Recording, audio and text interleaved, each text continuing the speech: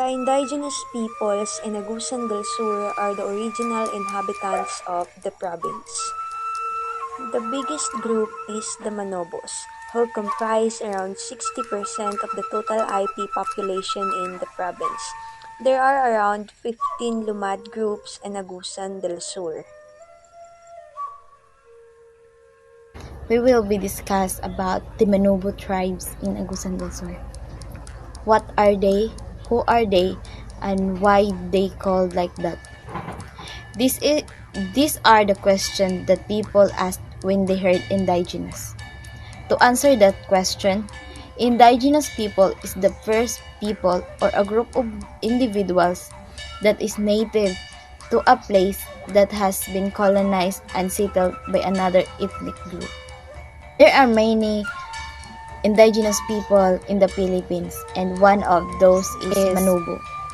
Their name came from the word Mansuba, which means man means person or people, and Suba means river, meaning they are river people.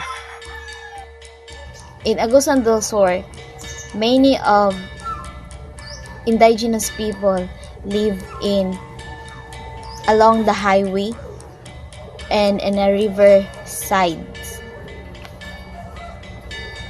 What makes them different from other? What are their beliefs? What are their tradition and culture?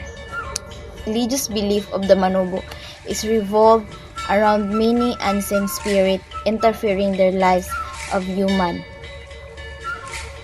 The spirit are also believed to the human characteristic. Indigenous people own enormous areas of land that are abundant in natural resources as well as a vast of traditional knowledge and cultural property. In spite of this, they are the most marginalized and alienated group of people on earth, and their situation is worst.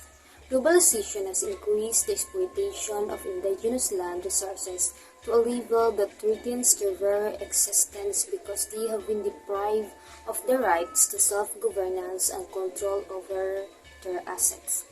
The external threats to indigenous people takes two forms. First, active threats. Governments forcibly remove people from their homes so that their assets can be used by other interests. Second, passive threats. A lack of political will to confront the critical issues affecting indigenous people as a result of civil society's intentional ignorance and benign indifferences. Next, violence.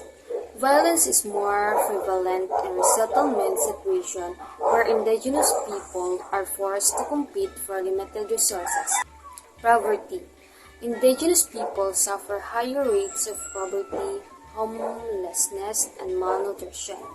They have lower levels of literacy and less access to health services, further contributing to their poverty. Health. The majority of indigenous communities don't have easy access to hospital or clinics, and there aren't enough of certain supplies like equipment, doctors, and health workers. Additionally, high-quality healthcare comes at a high cost, which indigenous people sometimes cannot pay. Next, cultural losses. Indigenous people are forced to assimilate into the dominant culture, to lose the essential cultural practices that preserve their well-being and make them who they are. With the extension of all cultures, the world's diversity is diminished, and it becomes increasingly difficult to learn from positive differences.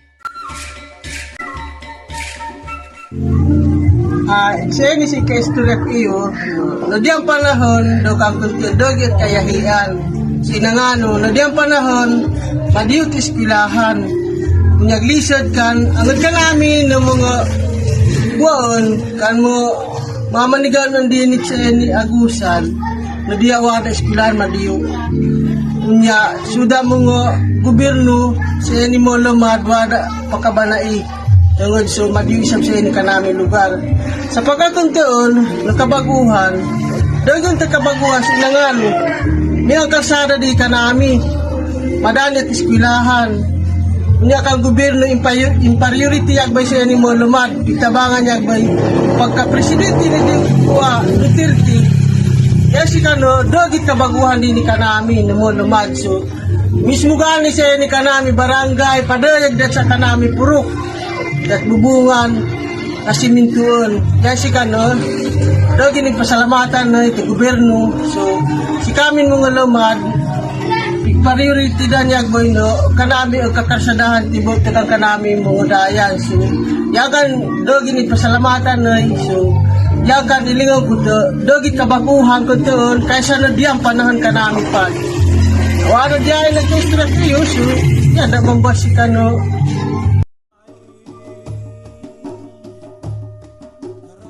There are many other ways in which technology can be of great help to indigenous people.